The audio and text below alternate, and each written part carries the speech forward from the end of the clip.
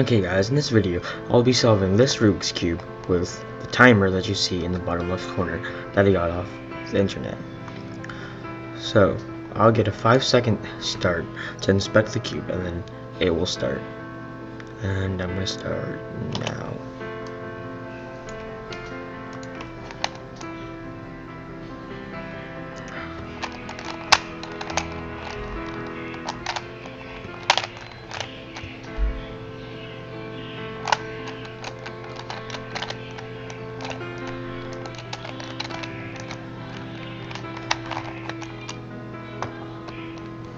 And that's it.